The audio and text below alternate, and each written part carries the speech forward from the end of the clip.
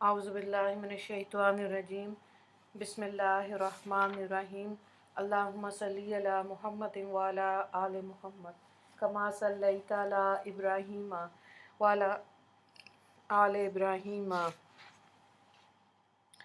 इन्नका हमीदुम मजीद। अल्लाहुम्मा बारिक अला मुहम्मदिन व अला आलि मुहम्मद कमा बारकता अला इब्राहीम व अला आलि इब्राहीम इन्नका हमीदुम मजीद।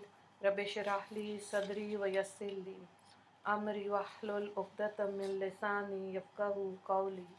रब्बना ज़िदना इल्मा या मुक़ल्लिबुल क़ुलूब सब्बित क़ल्बी अला दीनिक। आमीन। सूरह फ़ील आज हम करेंगे, पारा नंबर 30 है। बिस्मिल्लाहिर्रहमानिर्रहीम। अलम तरा कैफ़ फ़अल रब्बुका बि अस्हाबिल फ़ील अलम यजअल कैदहुम फ़ी तज़लील व अरसला अलैहिम तैरन अबाबील तरमीहिम बिहिजारतिम मिन सिज्जील फ़जअलहुम कअस्फ़िन मअकूल। क्या आपको मालूम नहीं कि आपके रब ने हाथी वालों से क्या किया? क्या उनकी तदबीर को गलत नहीं किया और उन पर गौल के गौर परिंदे भेजे जो उन लोगों पर कंकर की पत्थरियां फेंकते थे, सो अल्लाह ताला ने उनको खाया हुए भुस की तरह कर दिया। तो इस सूरत में ख़ास वाक़या है। पहली बात, वजह तस्मिया को देखें। इस सूरत का नाम फ़ील अरबी में हाथी को कहते हैं और उसी का किस्सा आएगा, उसी मुनासबत से सूरत का नाम रखा गया। और वाक़या अस्हाबिल फ़ील का वाक़या जो है वो नबी करीम सल्लल्लाहु अलैहि वसल्लम की वलादत से 50 या 55 रोज़ कबल सरज़मीन अरब में पेश आया, जो कुतुब सीरत और तारीख़ अरब में मशहूर मारूफ़ है। ये वाक़या अस्हाब फ़ील जिन खसूसियात का हामिल था, इनकी पेश नज़र ये अरब के अमूमन और अहले एजाज़ के लिए खुसूसन नहायत अजीब और हैरत अंगेज़ था, और इसलिए अहले अरब कभी इस वाक़े को फरमोश नहीं कर सकते। इसलिए उन्होंने इसका नाम ही आमुल फ़ील यानी हाथी वालों का साल रख दिया। और यही आमुल फ़ील नबी करीम सल्लल्लाहु अलैहि वसल्लम की वलादत बासआदत का साल है। ये वाक़या अस्हाबुल फ़ील का माह मुहर्रम के आखिर में पेश आया और आपकी वलादत रबीउल अव्वल में हुई। यमन में एक नकली काबा बनाया गया था। ईसाई बादशाह हबशा की तरफ यमन में एक हाकिम इब्राहा नामी बहैसियत गवर्नर सूबेदार था। जब इसने ये देखा कि तमाम अरब के लोग हज बैतुल्लाह के लिए मक्का जाते हैं, खाना काबा का तवाफ़ करते हैं, तो इसने चाहा कि ईसाई मज़हब के नाम पर एक आलीशान इमारत बनाऊं जो अरब के लोगों के सादा काबे को छोड़कर इस मसनूई पुरतकल्लफ इबादत गाह का तवाफ़ करने लगे। चुनांचे यमन की दारुस सल्तनत जो था सनाया, इसने एक गिरजा बनवाया वहाँ पे और इसका नाम कलीस रखा, और इसकी दीवार पे बड़े जवाहरात से इसको मुज़य्यन किया और बड़ा खूबसूरत बनाया इसमें।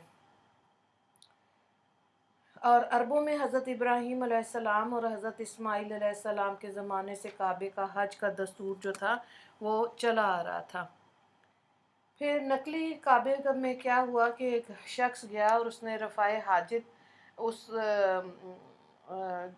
जगह कर दिया, यानी कि उस कनीसा में, ठीक है, और गंदा हो गया। रफ़ाए हाजित के लिए जब गया तो उसने वहाँ गंद कर दिया। अब जब इब्राह को ये बात पता चली, सख्त गुस्सा आया, और उस गुस्से को उसने जब उसको पता चला कि मक्का से वो आया, तो उसने कहा कि मैं इनके काबा को, इसने गंदा किया, मैं इनके काबा को ही ख़त्म कर दूँगा। तो उसने उसको मुनहदम और मस्मार करने के लिए कसम खा ली। अब ये एक अज़ीम शान लश्कर लेकर, और बड़े बड़े हाथी थे, और इसके हाथी का नाम महमूद था।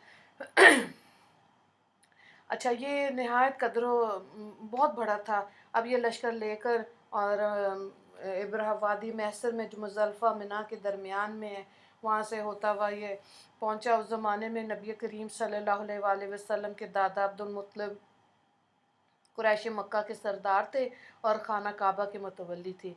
जब ये हाल देखा और कुरैश के दीगर अरब ने आपस में मशवरा किया कि इब्राह का मुकाबला कैसे किया जाए, कोई सूरत नहीं बनी। तो अब्दुल मुत्तलिब ने आके खाना काबा के गिलाफ पकड़ा, अल्लाह से दुआ की, और उसके बाद वो इब्राह के पास गया کیونکہ ان کے جو اونٹ تھے وہ انہوں نے لے لیے تھے، تو ابرہہ سے کہا کہ تم مجھے میرے اونٹ واپس کر دو، میں چلا جاؤں گا۔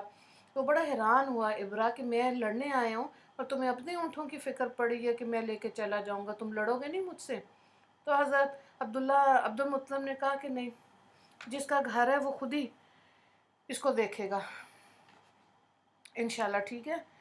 اور جب یہ گفتگو ختم ہوئی تو عبد المطلب نے واپس آ کے قریش اور دوسرے قبائل عرب کو جمع کیا اور ان کو تمام گفتگو سنا کر مشورہ دیا کہ اب ہم سب کو قریب کی کسی پہاڑی پہ چلا جانا چاہیے اور پھر دیکھتے ہیں۔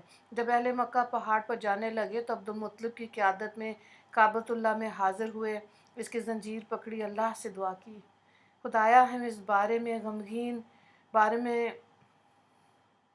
غمگین ہے، آپ اپنے کعبے کی حفاظت فرمائیے اور اس گھر کو خراب ہونے سے بچا لیجئے۔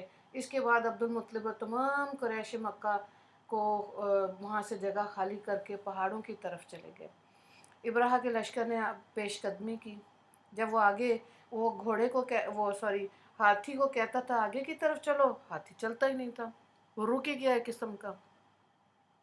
اللہ تعالیٰ نے چھوٹے چھوٹے ابابیل جو ہوتے ہیں، ابابیل بڑا چھوٹا سا پرندہ ہوتا ہے، تو جھنڈ کے جھنڈ اللہ تعالیٰ نے وہ پرندے بھیج دیے، ان کی پنجوں میں چنے کی دانے جتنا پتھر تھا، اس پہ ہر ایک کا جو لشکر میں لوگ تھے ان کا نام لکھا ہوا تھا کہ یہ پتھر کس پہ گرے، اللہ کے حکم سے۔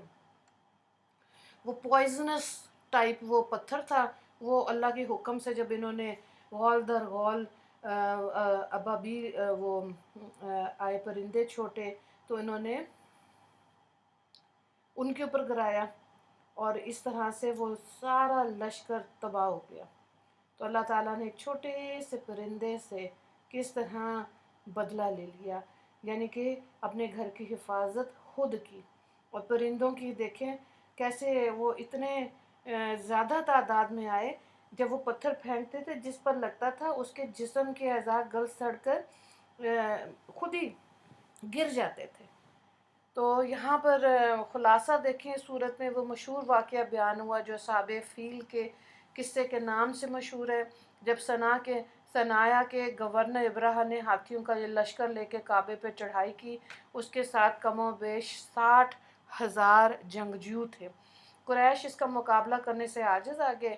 اللہ تعالیٰ نے چھوٹے چھوٹے پرندے کنکریاں دے کر بھیجے، ان کنکریوں نے جدید بمبوں کی طرح تباہی مچائی۔ یہ واقعہ اسی سال پیش آیا جس سال میں نبی کریم صلی اللہ علیہ وآلہ وسلم کی ولادت ہوئی تھی۔ ٹھیک ہے، اب یہاں پہ دیکھیں ہم ڈیٹیل میں نہیں دیکھ رہے، ہم تو مختصر سے ہم نے تفسیر دیکھی ہے تاکہ ایک جنرل سا مفہوم صورت کا مل جائے۔